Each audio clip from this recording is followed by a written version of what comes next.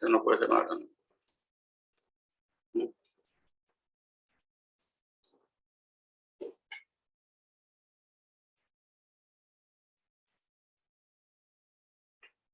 En la fecha vamos a hablar sobre Basilea III, aspectos conceptuales y prácticos. Hoy vamos a desarrollar los siguientes puntos. Una introducción, las medidas microprudenciales, lo que respecta a capital y liquidez, las medidas macroprudenciales, en lo que respecta a prociclidad, riesgo sistemático, y presentaremos algunas conclusiones. Sabrán que el Comité de Basilea es un foro de cooperación continua en materia de supervisión bancaria con el objetivo de promover y reforzar las prácticas de supervisión y gestión de riesgo a escala mundial. Es parte del Banco de Pagos Internacionales, que fue fundada en 1930, donde se encuentra la Secretaría General. Vamos a dar una pequeña revisión del marco histórico. En 1974 fue creado por los gobernadores del G10 a consecuencia de la creciente internalización de la banca y divergencia entre países respecto a la regulación. El objetivo básico fue restaurar la confianza y estabilidad en el sistema financiero internacional después del deterioro ocurrido con el cierre de un banco alemán.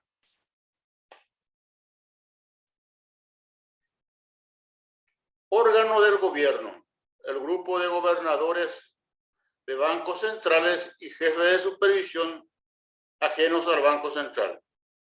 Tiene un presidente actualmente, es el señor Paulo Hernández Cox, del Banco de España, gobernador del Banco de España, y una secretaría general, Caroline Rocher. Aquí tenemos a los integrantes del grupo G10 y el resto. Podemos notar Estados Unidos, Francia, Reino Unido, Alemania, y con respecto al resto tenemos España, Brasil, Argentina, México. Basilea III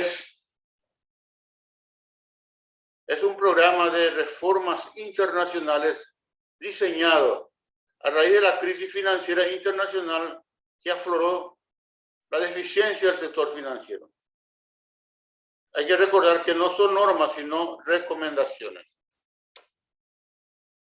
Como mencionamos, en la agenda tiene dos vertientes, microprudencial y macroprudencial.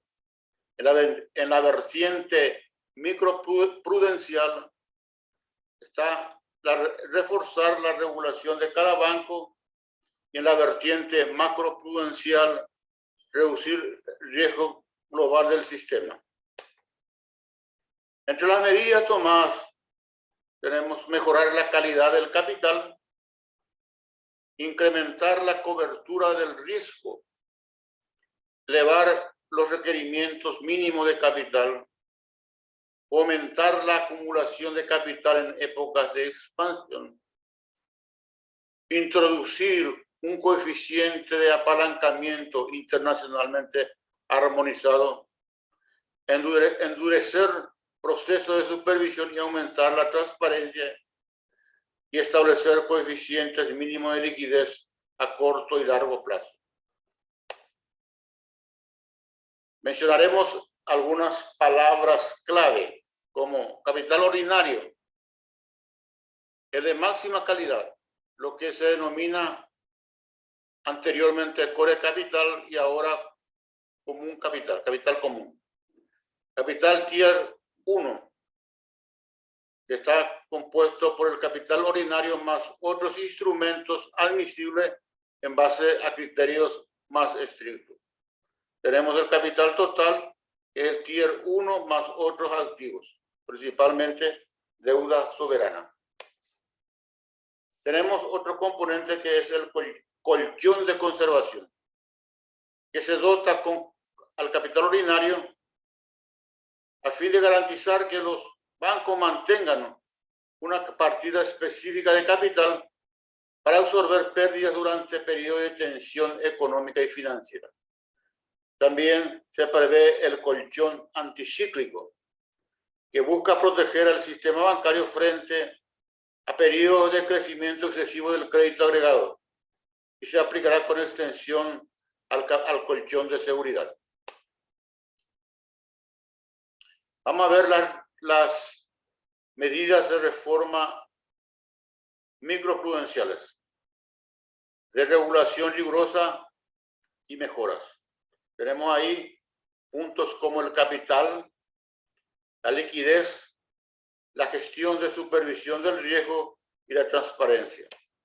Comenzaremos con el capital. ¿Qué había antes de la crisis? Insuficiencia de capital de calidad alta.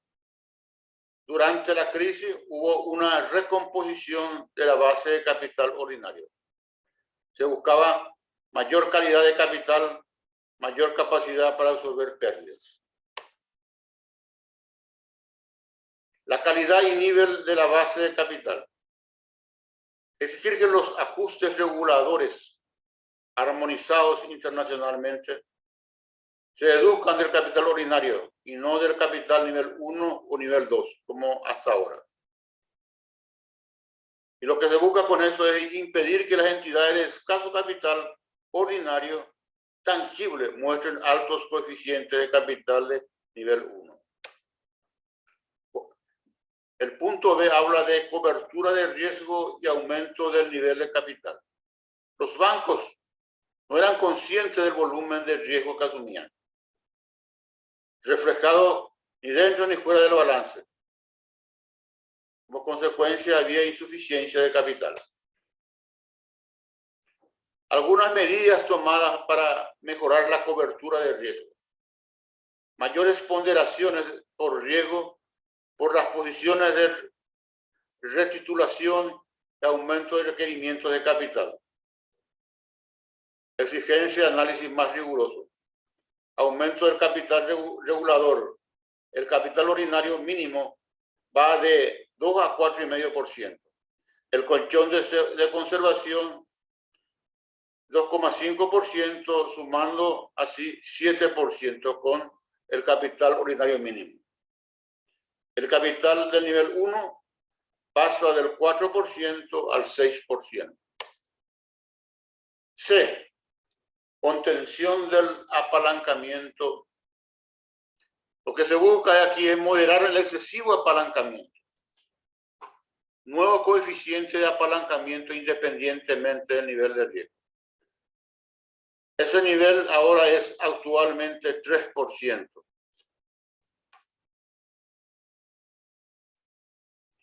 Pues ahora pasamos a la liquidez. La escasez de liquidez generó tensiones en instituciones individuales y en el conjunto del sistema. Los estándares internacionales de liquidez y vigilancia supervisora busca dar mayor flexibilidad a los bancos para a través de la financiación a corto plazo, paliar desajustes estructurales. Y ahí nace la cobertura de liquidez, tanto de corto como de largo plazo. Y con esto se busca mantener suficientes activos líquidos de alta calidad para soportar un escenario de financiación alterada, principalmente la cobertura de liquidez de corto plazo. El tercer punto es la gestión y supervisión del riesgo. Se revisó el proceso del examen de supervisor del segundo pilar para paliar las deficiencias encontradas en la gestión de riesgo de las entidades financieras que fueron destapadas durante la crisis financiera. Aquí hay que recordar que el Basilea funciona en base a 3 pilares. El pilar 1 principalmente se refiere a capital, el pilar 2 al examen de supervisión y el pilar 3 a la parte de directrices referente a la divulgación de informaciones. Ahora, en cuanto al punto 2, en cuanto al régimen supervisor, se reforzó la gestión del riesgo de liquidez. Las prácticas de valoración. Se incorporan algunas normas sobre pruebas de tensión. Las prácticas de remuneración adecuada de la alta administración. Una mayor atención al gobierno corporativo y el colegio de supervisores. En cuanto a la disciplina de mercado del punto 2.4, podemos encontrar deficiencias e incoherencias en la información. Principalmente esto se refiere al tercer pilar y básicamente en lo que respecta a la titularización de activos. También lo que se busca con esto es dar una información clara, completa y puntual sobre las prácticas remunerativas. Vamos a pasar ahora a las medidas de reformas macroprudenciales. Habíamos hablado de que nuestra agenda contenía medidas microprudenciales y ahora pasamos a las medidas macroprudenciales. Aquí lo que se busca es paliar la prociclicidad, aumentar la resistencia de las entidades. Y esto básicamente para afrontar los riesgos subyacentes derivados entre bancos internacionales y el riesgo moral. ¿Cómo tratamos la prociclicidad? Principalmente a través de colchones de capital y el provisionamiento. En cuanto al colchón de capital, como habíamos dicho, esto se incrementó y actualmente llega al 2,5% del capital. Con el colchón de conservación y el colchón anticíclico debe llegar al 2,5%. Y esto lógicamente para afrontar posibles pérdidas. En cuanto al provisionamiento, se desarrolló unos principios orientadores, principalmente en lo que respecta a ajustes de valoración y provisiones para incobrables. Pasamos ahora al punto 3.2, riesgo sistémico y conectividad. Existe actualmente una excesiva interconexión entre bancos y esto propagó la perturbación del conjunto del sistema. Se elaboraron propuestas. Y dentro de esa propuesta tenemos el análisis de otras medidas para mitigar riesgos o externalidades. Y las medidas tomadas en este punto en cuanto a las medidas macroprudenciales, incentivos de capital para utilizar en operaciones con derivados, mayores requerimientos de capital para actividades de negociación, introducciones de requerimientos de liquidez.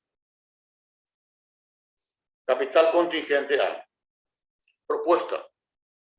Tipo de deuda especial que se convierte automáticamente en acciones ordinarias cuando el capital regulatorio se agote. Potenciará la implicación del sector privado en la resolución de futuras crisis financieras, atemperando así el riesgo moral. B. Resolución de bancos transfronterizos. Es elemento crucial para paliar el riesgo sistémico y el problema de las entidades demasiado grandes para quebrar. En el marzo del 2010 se dictó el reglamento que tuvo como objetivo tomar medidas prácticas para mejorar la gestión de crisis de bancos transfronterizos y su eventual resolución o liquidación. Ahora, después de desarrollar las medidas microprudenciales y las macroprudenciales, pasamos a las conclusiones. El impacto económico a medio plazo. Se ve que a pesar de haber una disminución del PIB, hay un crecimiento anual producto de las medidas. El impacto a largo plazo, los beneficios económicos de elevar los requerimientos de capital y liquidez. Hay menor probabilidad de crisis financiera. En términos de productos, podemos notar que hay beneficios superiores a los posibles costos. Desde el inicio de la crisis, los bancos han desplegado importantes esfuerzos para elevar sus niveles de capital. Pero los grandes bancos necesitan en conjunto un volumen significativo de capital adicional para satisfacer estos nuevos requerimientos. En cuanto al comité de supervisión, podemos ver un proceso suave de transición. Está vigilando estrechamente el impacto y comportamiento de las nuevas normas, sus repercusiones y la resolución de consecuencias imprevistas. Y aquí vemos un resumen del incremento de capital. Podemos notar que el coeficiente mínimo de capital, como fue mencionado, pasó a 4,5%. El colchón de conservación, 2,5%, sumando el capital mínimo ordinario al 7%. Por otro lado, podemos notar que el coeficiente mínimo de capital pasó del 4 al 6%. Y hay un proceso, como mencionamos, de ir ajustando estos capitales en el tiempo. Bueno, con esto terminamos entonces la presentación de este punto referente al Comité de Basilea y, como mencionamos, habíamos destacado una parte referente a las actividades microprudenciales, las macroprudenciales, y llegamos a algunas conclusiones. Gracias, señores.